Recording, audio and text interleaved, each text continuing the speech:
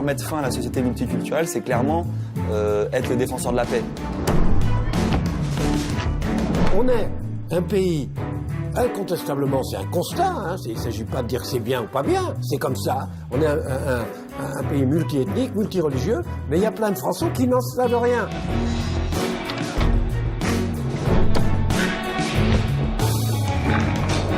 Je trouve que l'idée de l'Europe, une communauté faite de communautés, était une grande idée. Le multiculturalisme est une politique qui cherche à faire disparaître les traditions nationales. Qu'on se le dise, l'avenir de l'Europe sera multiculturel. La France, l'Espagne et la Grande-Bretagne ont conquis un monde qui revient sonner à leur porte.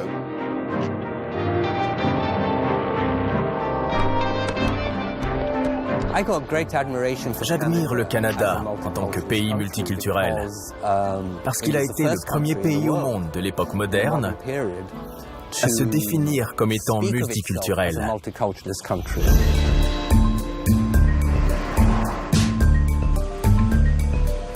Il faut remonter au printemps 1967 pour comprendre d'où vient le multiculturalisme au Canada.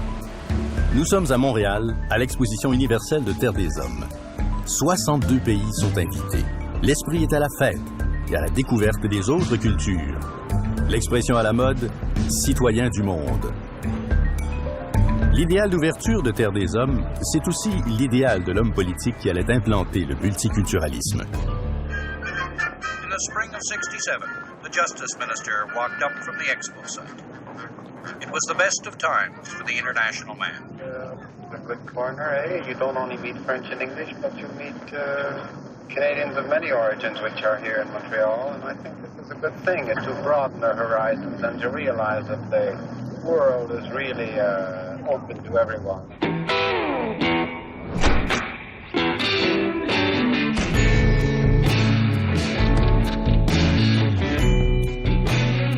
La motion qui avait été présentée en 1971 par le premier ministre Trudeau et qui introduisait officiellement le multiculturalisme au Canada, la première énoncé de la motion.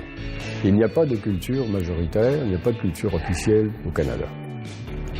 Il y a des individus porteurs de caractéristiques culturelles. L'un des effets du multiculturalisme a été d'éclipser l'idée d'un Canada binational, c'est-à-dire fondé par deux peuples francophones et anglophones. Le biculturalisme disparaissait au profit du multiculturalisme et du bilinguisme. C'était un opérateur politique assez redoutable, M. Trudeau. Et il a trouvé la formule en donnant de la place au multiculturalisme. Il affaiblissait les revendications nationalistes du Québec. Il s'assurait un soutien politique extraordinaire du côté des non-francophones et des non-britanniques de descendance, qui devenaient de plus en plus nombreux. Et le multiculturalisme est né de ça, et l'idée des deux peuples fondateurs et du Canada comme État binational a été rejetée, et à mon avis, à jamais. Ça fait presque 50 ans que le Canada est multiculturel. Mais qu'est-ce que ça veut dire pour la jeune génération des milléniums? Nous avons rencontré Brice-Olivier Dansereau, un Montréalais étudiant à l'UQAM, Sébastien Chéhétlé, né au Québec de parents libanais, étudiant en sociologie et relations interculturelles, Annabelle Gravel-Chabot, une Montréalaise qui a vécu au Liban. Annabelle étudie pour devenir sage-femme. Et Florence Bélan, née au Québec, qui a étudié à Oxford, en Angleterre, et qui travaille maintenant comme consultante pour venir en aide aux nouveaux arrivants. La société québécoise, c'est une société d'immigration, elle est multiculturelle, puis elle sera multiculturelle qu'elle le veuille ou non. Fait que ça pour moi, ça c'est une évidence, puis je veux dire, je crois que pour plusieurs, tu sais, pour plusieurs d'entre nous qui sommes peut-être un peu plus jeunes, c'est tellement évident que le fait qu'on en parle, ça peut paraître un peu étrange. Nous, on a grandi en ville, en tout cas, tu sais, on a grandi dans des écoles où il y avait des gens qui venaient de partout dans le monde, puis les messages qu'on nous répétait depuis qu'on est tout jeune, c'est que la tolérance, puis c'est important, puis parler avec les gens d'autres cultures, dialoguer, tu sais, développer des choses ensemble. Donc, c'était tellement une évidence que c'était une de nos valeurs de société que de se faire remettre ça en question, je pense que ça a été un choc, puis c'est ce qui a fait que c'est devenu un clash beaucoup plus important que quiconque aurait pu l'imaginer.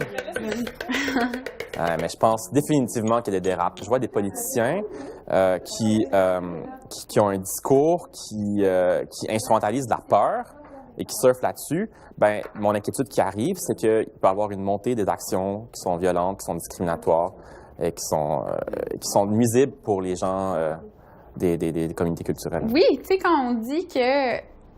Tu sais, c'est radical de dire que peut-être que la classe politique ne sert pas nos intérêts, finalement. Tu sais, faut pas dire ça, tu sais, puis c'est... mais je me reconnais pas, là, moi, dans ce qui est discuté puis la façon dont les choses sont faites. Non, mais c'est ça. Ben, toi, tu ressens pas la peur. Fait que là, de lire que c'est pas dangereux, mais que, oh mon Dieu, on va donc perdre quelque chose si on est trop tolérant puis si on fait trop d'accommodements. Ça crée, dans le fond, une espèce d'inquiétude chez les gens. Puis c'est ça qui est alimenté. Puis c'est ça qui fait qu'on est remis en question. Perdre quelque chose que nous, on n'a jamais connu, c'est pas particulièrement inquiétant. Tu sais, moi, la société... unilingue, francophone blanche, ça n'a jamais été ma réalité, tu sais. Il y a quelque chose de vraiment tendancieux qu'on nomme pas, là, l'espèce d'assimilation qu'on fait entre immigrants et musulmans. Comme quoi, un immigrant est forcément musulman, puis qu'il est forcément pratiquant, puis qu'il vient forcément ici, là, pour vivre son islam, là. Tu sais, qu'il vient ici, là, parce que lui, il est vraiment très musulman. Pensez-y 2 secondes, là, ça n'a aucun sens. 50 ans plus tard, qu'en est-il de l'idéal d'ouverture de Terre des Hommes? Cette idée qu'on peut être citoyen du monde et sans frontières, comment se porte-t-elle? Le Canada a été le premier pays au monde à se définir comme multiculturel. Mais comment le multiculturalisme est-il perçu en Europe? Alors, c'est très varié en Europe, mais j'ai de l'espoir dans la plupart des pays qu'on s'en sorte, mais il y en a qui me préoccupe. La Hollande. D'après moi, il y a un grand problème avec l'islam partout dans le monde. Pas seulement dans les pays musulmans, mais partout où il existe d'importantes minorités musulmanes. L'ensemble de la situation devient de plus en plus délicate.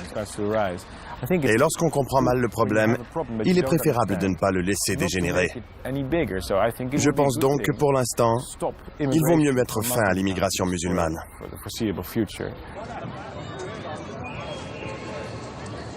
La plus grande mosquée d'Europe occidentale se trouve à Rotterdam, la mosquée As-Salam.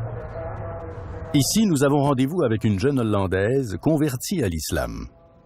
Étant donné la nature de ma position, je crois avoir la responsabilité de faire avancer les choses.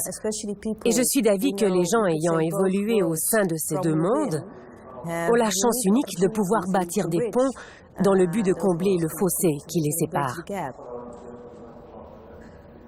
Les Pays-Bas ont une solide tradition en matière d'inclusion de la diversité et il ne devrait donc pas y avoir de réticence face à une autre religion.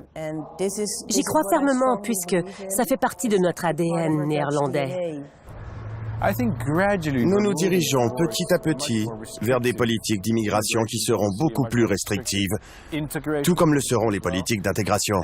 Et nous espérons qu'à l'aide de ces politiques, nous arriverons enfin à convaincre les centaines de milliers de musulmans ayant déjà immigré ici d'adopter notre mode de vie, qui ne semble ni les intéresser, ni leur donner envie de marcher à nos côtés.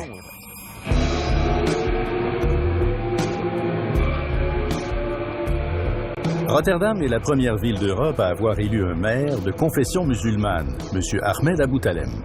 Au lendemain des attentats contre Charlie Hebdo, le maire a mis en garde ses concitoyens musulmans. Al die moslims, al die goedwillende moslims die nu waarschijnlijk hierop aangekeken worden, al die mensen willen we graag bij elkaar houden in wat ik noem de wij-samenleving. Ja, en als je het hier niet ziet zitten, omdat je humoristen niet ziet zitten die een krantje maken, ja, mag ik het zo zeggen, rot toch op? That's a strong statement, huh? Oui, disons que ça résume bien sa pensée. Comme je l'ai dit, c'est quelqu'un de franc et de très critique. Et de toute évidence, il s'agit d'un homme qui refuse de jouer à la victime et qui donne l'exemple en prenant sa vie en main et en apportant sa contribution. Nous voulons d'abord et avant tout défendre notre mode de vie. Nous voulons défendre notre société axée sur la tolérance, où les hommes et les femmes ont les mêmes droits, où il y a un état de droit, où l'on peut se promener dans la rue sans craindre une attaque terroriste, et où l'on peut critiquer n'importe quelle idée, n'importe quel prophète et n'importe quelle religion sans risquer sa vie. Le fait de défendre ces valeurs n'a rien de réactionnaire. C'est plutôt un idéal très progressiste.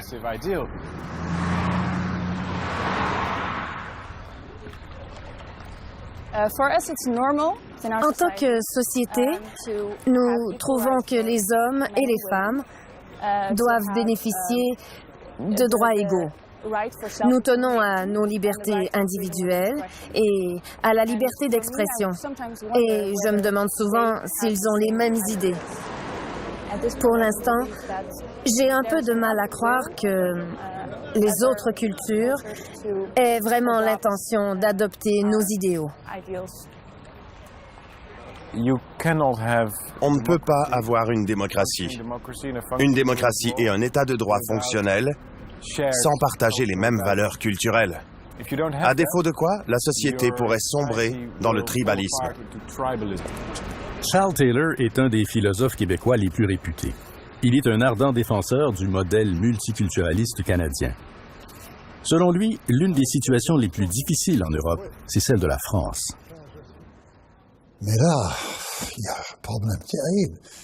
Imaginez l'histoire entre la France et l'Algérie depuis 1830. C'est l'histoire des plus conflictuelles, des plus tristes, des plus productrices de haine. Et je crois que 75 ou 70% des musulmans en France, ce sont des gens qui viennent de l'Algérie. Alors, c'est vraiment extrêmement difficile de les intégrer pour toutes sortes de raisons. Enfin, disons, le moindre accroc, et des deux côtés, il y a des ressentiments et des stéréotypes négatifs qui sortent.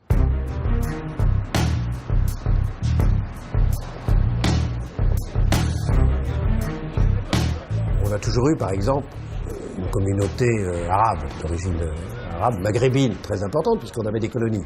En plus, c'était la France. C'est aussi ça qu'il faut bien voir. C'est que les Algériens, c'est les Français, les Marocains, c'est les Français. Donc ils étaient en France. Bon. Mais je me souviens, quand j'étais jeune, il n'y a pas une femme voilée. Il y avait beaucoup de musulmans. Mais la religion ne faisait absolument pas partie de la définition ostensible de leur identité. Ils étaient croyants, mais pas du tout. On ne savait pas ce que c'était que le voile. Alors le phénomène nouveau, pas qu'en France, en général, d'une façon générale, c'est en effet cette montée d'abord de la religion, puis d'un islamisme, disons, modéré, puis d'un islamisme moins modéré, et surtout, plus attentatoire, alors là on touche l'essentiel, à ce qu'est la définition même, au meilleur sens du terme, de ce qu'est la France, qui est la démocratie, l'identité, la laïcité, le rationalisme, la République. C'est-à-dire la France qui est quand même ça, qui s'est construit comme république, laïque, rationaliste, ouverte, mélange de cultures, se heurtant tout à coup à son contraire, ou le percevant comme son contraire, ça crée absolument le mal-être. En octobre 2013, un groupe d'extrême droite, Génération Identitaire, faisait parler de lui en prenant d'assaut le chantier d'une mosquée dans la ville de Poitiers. L'organisation a ses quartiers dans plusieurs villes de France. Elle mobilise surtout les jeunes. Jules a 19 ans. Aujourd'hui, on pense vraiment qu'il y a une déconnexion totale entre ceux qui nous gouvernent et le peuple qui, aujourd'hui, refuse. On a marre de subir cette société multiculturelle qui lui est imposée. Nous voulons réaffirmer notre identité française, réaffirmer cette identité par des actes, par un discours cohérent. Je me suis engagé, j'ai commencé à être sensible aux idées identitaires entre mes 16 et mes 18 ans. En 2012, quand on a lancé le mouvement, on avait tourné une vidéo qui s'appelait « C'est une déclaration de guerre ». Alors c'était une déclaration de guerre aux élites issues de mai 68, parce qu'il faut savoir que en 2012, et puis aujourd'hui encore un petit peu, les gens qui nous gouvernent sont des gens qui avaient à peu près 20 ans en mai 68. Donc ils ont pensé construire une société sans racines, sans cadre, sans patrie, sans nation. Et nous, par contre, on est la première génération à avoir vécu dedans et à avoir testé cette société. On en vient aujourd'hui à faire du communautarisme et à vivre dans une société qui est multiculturelle. On vit comme ça, la France est devenue une mosaïque de peuples qui vivent les uns à côté des autres, mais qui n'ont rien à se dire, qui ne partagent plus rien.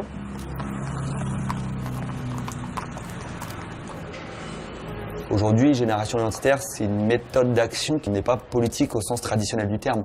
Quand on va inciter les jeunes à faire du sport pour se défendre contre la racaille, on ne se présente pas à des élections, on n'est pas spécialement des hommes politiques. Néanmoins, on transmet un message.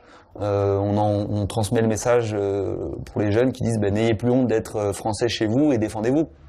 Je m'appelle Anaïs Signé, j'ai 25 ans, je suis comptable et je milite à Génération Identitaire depuis maintenant 3 ans. On a des fédérations en Autriche, en Allemagne, en Suisse, en Italie.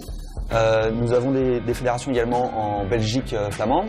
C'est toute l'Europe petit à petit qui grossit et qui se réveille. C'est des mouvements de peu d'importance, mais qui sont en progression. Et puis il n'y a pas que le fait qu'ils soient importants ou pas importants. Il y a le problème, est-ce qu'ils sont acceptés ou pas acceptés? Maintenant, la dérive purement identitaire, le repli sur soi, sur une culture purement française, originelle, fantasmée et tout, c'est quand même le fond du Front National qui fait 30%, premier parti de France.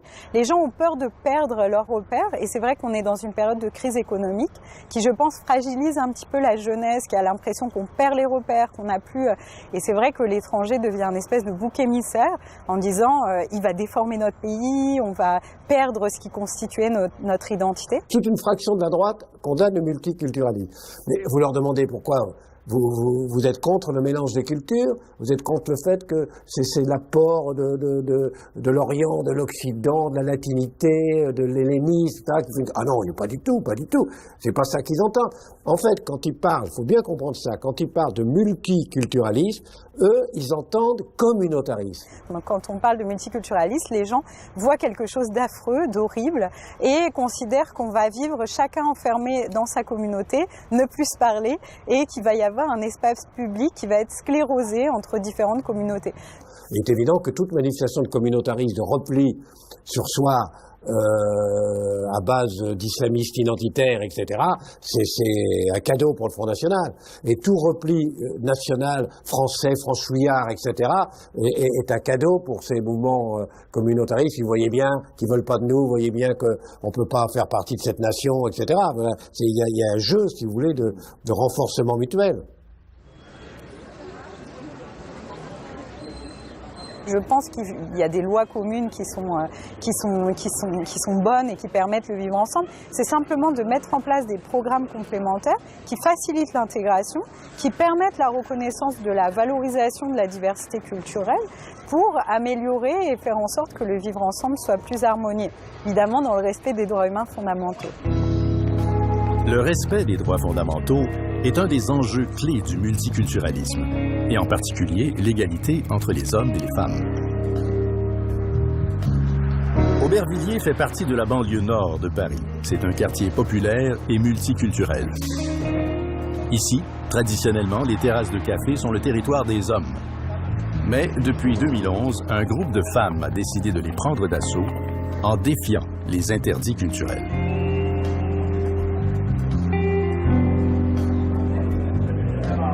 D'abord, on est dans un quartier très populaire ici. Et comme on connaît aussi Paris, et on sait qu'il y a de belles terrasses à Paris, quand on a vu les chaises s'installer sur le devant du café, on s'est dit « Waouh, on va avoir notre terrasse ». On est donc arrivé là, toute la terrasse était occupée par des hommes, et à chaque fois, hop, il y avait une chaise de libre, on s'asseyait, hop, il y avait une table de libre, on s'asseyait, etc. Et au bout d'un moment, quand on s'était accaparé en douceur la moitié de la terrasse, les hommes qui étaient là ont compris qu'il se passait un truc. Donc il y a eu une résistance. Ils ont commencé à essayer de s'asseoir comme ça, etc. Ils ne savaient pas combien on allait être, etc. Et petit à petit, chaise après chaise, table après table, on s'est installé sur toute la terrasse. Et on était drôlement contents de nous. Et moi, j'étais le premier café donc à être près d'assaut. Il y en a, peut-être ils n'ont pas l'habitude. Il y en a d'autres, ils commencent à se dire mais oh, c'est quoi les femmes qui leur arrive, ils commencent à prendre le truc, ouais on veut ça, ils tapent sur le comptoir, mais qu'est-ce qui se passe quand ça a commencé à arriver. Et puis je leur ai dit que voilà, ils cherchent leur place quand même, parce que c'est vrai quand on doit s'affaire, on regarde dans les quartiers populaires par exemple, on voit que des hommes. Je les ai toujours accompagnés de leur combat et je les soutiens et je les soutiendrai toujours. Je pense que c'est plus un message qu'on adresse à toutes les cultures. Les cultures elles ont chacune une analyse du rôle de leur femme, de la femme dans chaque culture. Mais en réalité, nous, on travaille un petit peu au-dessus de ça, c'est-à-dire qu'on arrive à réunir les femmes. Sans égalité homme-femme, on ne peut pas arriver à une harmonie dans un lieu. Tout à fait d'accord.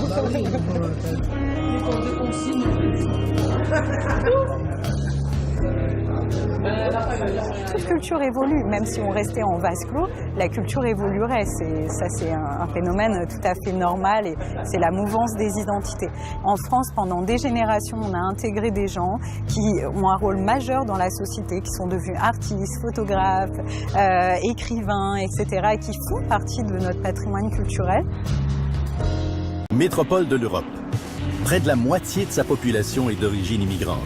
En fait, de toutes les sociétés européennes, la Grande-Bretagne est la plus diversifiée et la plus multiculturelle. Elle est peut-être même un concentré de ce que pourrait devenir l'Europe. Le destin de l'Europe n'a pas d'autre choix que de devenir pluriel. L'Europe ne peut plus être perçue comme un continent blanc et chrétien. Ce serait une erreur. Je trouve qu'en ce moment, l'Europe gère plutôt mal son immigration. Mais je suis certaine qu'en unissant nos forces, en restant informés et ouverts d'esprit, tout en agissant, on pourrait sûrement améliorer les choses. À mon avis, le fait de rencontrer des gens différents est ce qui rend la vie intéressante. Ça nous permet d'évoluer, de remettre en question nos mauvaises habitudes et de se demander qui on est, ce qu'on fait et où on va. Le multiculturalisme crée une nouvelle identité nationale, un nouveau nous. Les Américains ont ouvert la voie en utilisant des expressions telles que Irlandais américain et Noir américain. Et c'est ce que nous avons commencé à faire en Grande-Bretagne. On est sans doute le seul pays européen à avoir suivi le pas. En Allemagne, il serait dur de dire « je suis un Turc allemand ». On vous répondrait que vous ne pouvez pas être allemand si vous êtes turc. En France, vous aurez droit à la citoyenneté, mais de dire que vous êtes un Français arabe serait mal vu. Alors qu'en Grande-Bretagne, il est tout à fait acceptable de dire « je suis un Noir britannique », je suis un hindou britannique, je suis un musulman britannique. Et c'est très acceptable. Je me décris comme étant un noir britannique et je suis fier de mes origines antillaises. Dans le monde moderne, la plupart d'entre nous avons plusieurs identités différentes. C'est certainement mon cas et c'est ce qui rend la vie bien plus intéressante. Le député David Lammy représente la circonscription multiethnique de Tottenham dans le nord de Londres. Les rapports difficiles entre les communautés noires et la police ne datent pas d'hier. Grandir à Londres dans les années 70 et 80 n'a pas été facile. Il y avait d'importantes tensions, particulièrement entre la police et les jeunes Antillais de race noire de deuxième génération. Le racisme était omniprésent. On le voyait même à la télévision, c'était flagrant. Je pense que le racisme est toujours présent dans notre société, comme ailleurs dans le monde. Il est moins flagrant et plus dissimulé. J'ai bien sûr subi des préjudices comme tant d'autres, mais je crois qu'au cours des dernières années, la Grande-Bretagne a fait des progrès.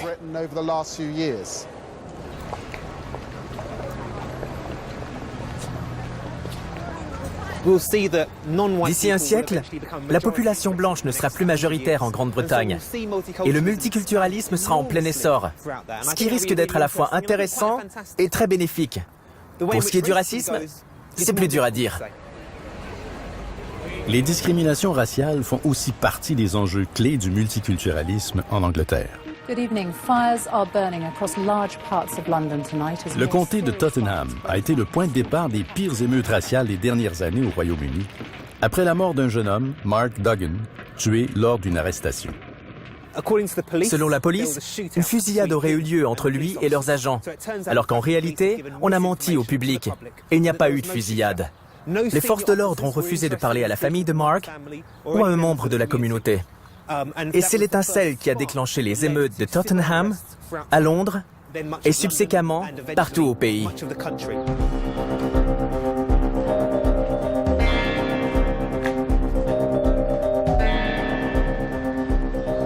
On entend souvent dire que plus il y aura de multiculturalisme, moins il y aura de racisme. J'ignore si c'est vrai. Mais j'espère qu'on luttera contre le racisme, qu'on apprendra à mieux communiquer et à s'apprécier en tant qu'être humain, tout en ayant une meilleure compréhension de la structure du racisme, que ce soit de l'État, des institutions financières ou de l'économie capitaliste. Ce qui devrait nous aider à mieux cerner les problèmes et, espérons-le, trouver des solutions. On doit tous avoir confiance en l'avenir. C'est ce qui nous fait avancer, non? Tout comme le Canada, la Grande-Bretagne a recours aux statistiques ethniques pour connaître la composition de sa population. Mais ce genre de recensement est contesté dans plusieurs pays d'Europe. En Grande-Bretagne, la compilation de statistiques ethniques a fait l'objet d'un débat dans les années 80. Certains groupes y étaient opposés, tout particulièrement la communauté juive, suite à ce qu'elle a vécu sous l'Allemagne nazie. Mais les gens de race noire et les Asiatiques ont dit, vous savez, si l'État veut nous déporter ou nous arrêter et nous envoyer dans des camps de concentration, ils n'ont que faire de nos noms et adresses. Ils n'ont qu'à nous ramasser dans la rue. Et ils ont eu gain de cause. Les statistiques ethniques, c'est interdit en France. C'est interdit. Parce que le régime de Vichy l'a fait pour les Juifs. Vous savez qu'on avait comptabilisé les Juifs pour pouvoir faire des mesures anti-juives. Et donc depuis, il y a une espèce de réticence statistique ethnique à vouloir faire comme les fascistes qui comptaient les Juifs. Donc on ne sait pas de quoi on est fait. Ça veut dire que vous avez une extrême droite qui peut en effet dire, mais vous savez, il y a 11 millions d'Arabes en France. Vous dites 11 millions d'Arabes. Bon. Puis vous avez les gens, disons, de gauche qui veulent lutter contre le racisme, qui disent non, non, il n'y a que 3 millions d'Arabes. Mais dans les deux cas, on n'en sait rien.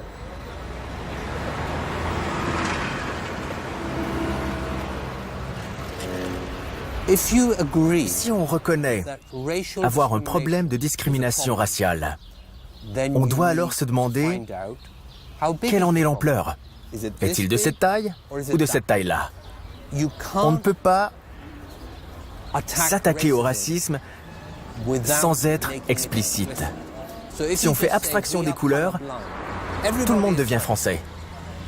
On ne reconnaît plus les Français blancs ou encore les Français noirs et on ne pourra jamais découvrir la source du racisme. Cet aveuglement contribue à perpétuer l'ignorance entourant le racisme, à perpétuer l'inaction envers le racisme et à perpétuer la progression et l'aggravation du racisme.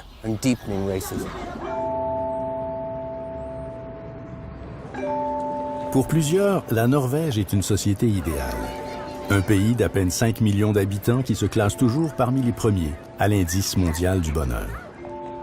C'est en fait un des pays les plus démocratiques et paisibles au monde. C'est pourtant ici, le 22 juillet 2011, qu'a été commis l'un des pires crimes contre l'immigration et le multiculturalisme.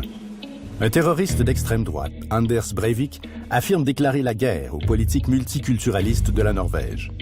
Il fait sauter un camion bourré d'explosifs devant les bureaux du premier ministre et tue 8 personnes. Puis, il se dirige vers l'île d'Utøya, où sont réunis les jeunes du Parti travailliste norvégien. Il abat froidement 69 adolescents d'une balle dans la tête. Le terroriste a voulu s'attaquer au multiculturalisme et à la social-démocratie en tuant 69 jeunes adultes à Utøya. La Norvège est un pays paisible, où l'on se croyait à l'abri d'un tel événement. L'ensemble de la population était en état de choc, surtout par rapport au massacre de jeunes adultes politiquement engagés.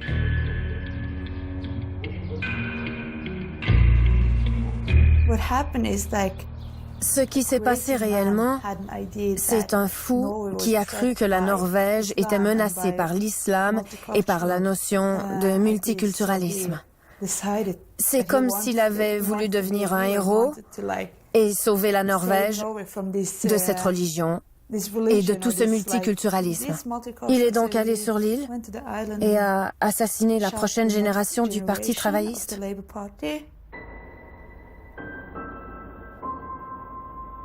Je me suis cachée dans une caverne et j'ai attendu pendant des heures, jusqu'à ce que des gens en bateau viennent nous chercher. Elle n'a pas pu s'enfuir. Elle a été tuée par Breivik.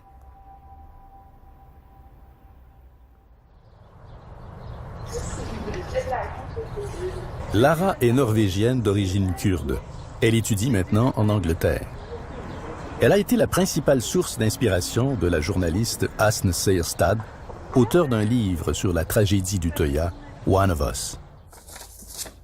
Breivik est un vrai fasciste qui veut purifier l'Europe, éliminer tous les musulmans, les déporter, les tuer ou encore les convertir.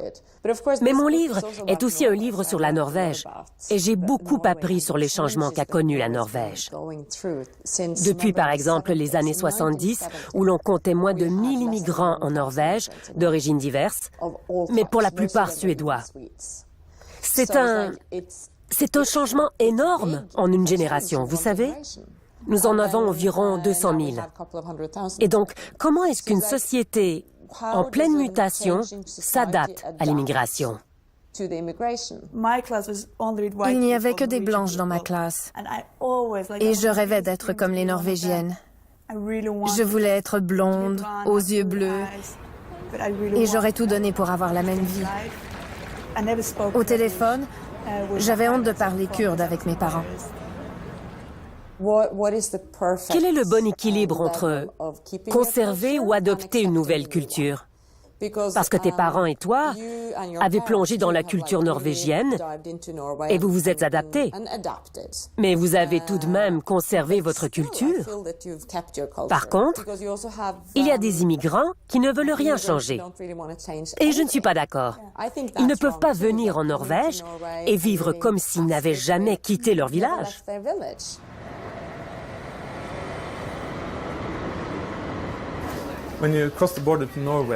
Lorsqu'on traverse la frontière norvégienne, il est important de comprendre quelles sont les valeurs qui définissent cette société. L'égalité, l'état de droit, la liberté d'expression et l'acceptation des différences. On doit ensuite s'assurer que tout le monde ait accès à l'éducation gratuite au sein de nos écoles publiques, afin que les gens aient un lieu de rencontre, peu importe leurs origines ethniques ou leur classe sociale.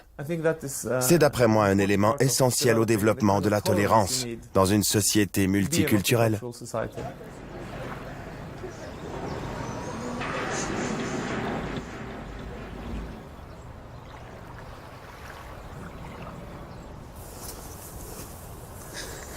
And that's where you hide. Oui.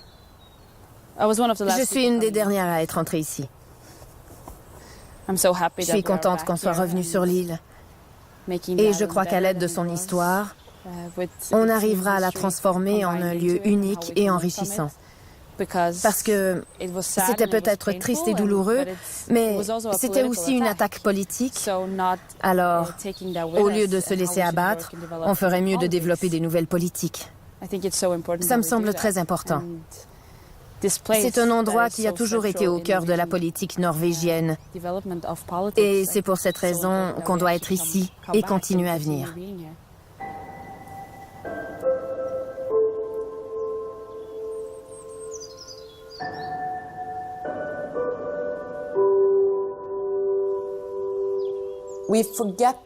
On oublie l'aspect politique de ces meurtres.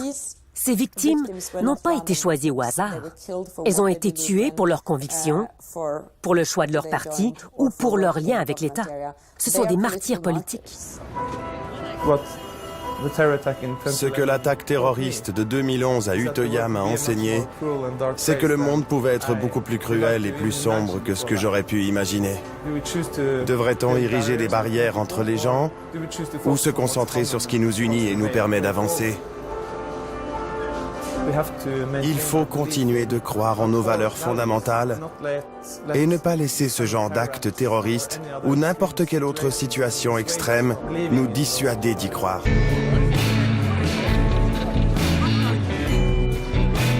Les années ont passé depuis l'Exposition universelle de Montréal et l'adoption de la politique du multiculturalisme par le Canada. Le Québec n'a jamais accepté le multiculturalisme canadien. L'idée que toutes les cultures sont égales ne passe pas dans une société où la majorité de la population est de la même culture.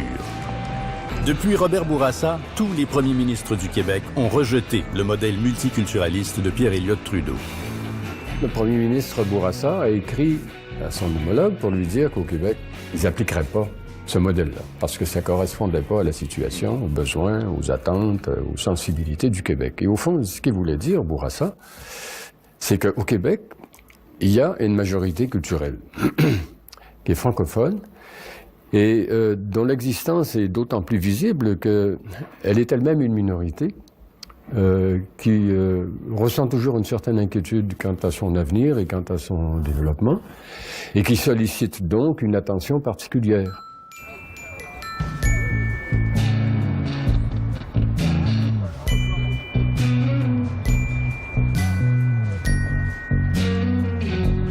Le Québec a donc développé son propre modèle d'intégration, l'interculturalisme. Un modèle qui est souvent cité en exemple dans plusieurs pays européens. Ce que je trouve extrêmement intéressant dans l'interculturalisme, c'est le fait de valoriser parallèlement les identités des personnes issues de l'immigration et l'identité majoritaire. Alors je pense que là, il y a vraiment quelque chose effectivement à garder. On parlait tout à l'heure de la peur de perdre l'identité collective. L'interculturalisme québécois tend à valoriser et l'identité majoritaire en disant cette identité est importante, il faut la conserver, il faut conserver la langue, il faut conserver les particularités collectives de cette identité, mais ça ne nous empêche pas d'être tolérants à l'égard des minorités issues de l'immigration.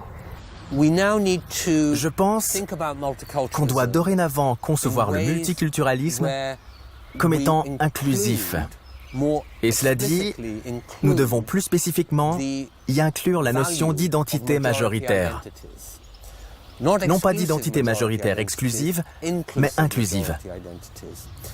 Tout comme nous ne voulons pas de minorité identitaire exclusive non plus. Je crois que le fait d'éduquer les jeunes générations et d'évoluer dans des communautés multiculturelles où même nos voisins et nos amis sont d'origines diverses nous donne l'occasion rêvée de découvrir la diversité dans un contexte positif. Mieux vaut considérer la diversité comme un avantage et à partir de là, voir à quel point l'ensemble de nos différences peut nous aider à évoluer. La diversité rapproche les gens et c'est la force motrice derrière toute forme de progrès. Si tout le monde était pareil, rien ne se produirait. Avec 50 pays et 800 millions d'habitants, le continent européen est au cœur du brassage des peuples depuis des siècles. En 2008, 47 pays membres du Conseil de l'Europe ont cherché à connaître le meilleur moyen d'intégrer les populations immigrantes. Et tous ces pays-là sont arrivés à un consensus. Et le consensus, ça a été de dire, ça a été publié en 2008, je crois, le consensus, ça a été de dire il faut éliminer le multiculturalisme à cause de son danger de fragmentation. Il faut éliminer le républicanisme à cause de son danger d'assimilation. Mais il faut garder dans le multiculturalisme ses orientations pluralistes, le respect de la diversité. Il faut garder dans le républicanisme le souci de l'égalité des droits et des valeurs fondamentales dans une société. Mettre ça ensemble et puis construire un modèle de l'entre-deux. Et ça va être l'interculturalisme. Mais, fait que les deux gars sont assis au bout de la table? On voulait éviter l'affaire de comme deux gars de opposition de genre. Mon commentaire, c'est n'importe comment que tu le nommes ou que tu le nommes pas, ça n'existe pas des êtres humains pareils, tu sais. Puis c'est une question de juste réaliser que la différence, c'est la norme. Fait que plutôt que de toujours la marginaliser puis de l'identifier comme quelque chose de problématique, il faut se rendre compte qu'on est tous différents dans le fond. Fait que... Puis que c'est ça qu'on a en commun. Je pense que pour apprendre à mieux vivre ensemble, on parle beaucoup des insécurités de la population québécoise. Il faudrait plus se concentrer sur les besoins de la population qui arrive ici, immigrante, récente. Pour nous, comme population, ça serait extrêmement payant de pouvoir avoir cette discussion franche et honnête sur c'est quoi la place de l'immigration dans notre société. pourquoi on ne profite pas à 100% des bienfaits de l'immigration, puis pourquoi l'immigration ne profite pas à 100% des bienfaits qu'ils sont venus chercher ici. Parce que ça fait l'affaire de gens qui n'ont pas nos intérêts à cœur. À un moment donné, il faut qu'on dépasse leur discours à eux qui se sont construits entre eux pour avoir une vraie discussion entre nous, parce que sinon on est pris dans l'espèce de polarisation ridicule.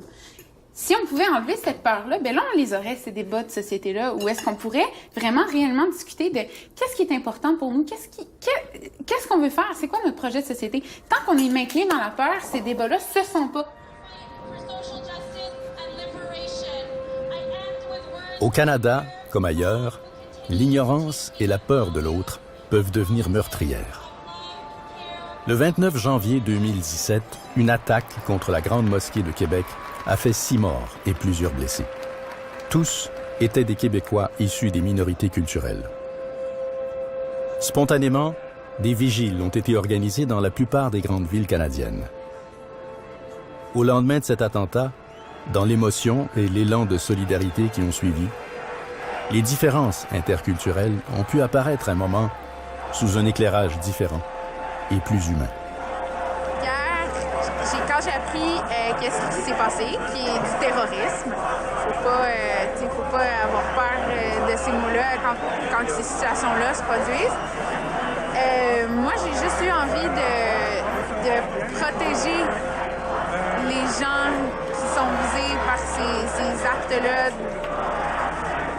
Puis j'ai juste... Ouais, c'était ça mon sentiment. J'ai eu besoin de protéger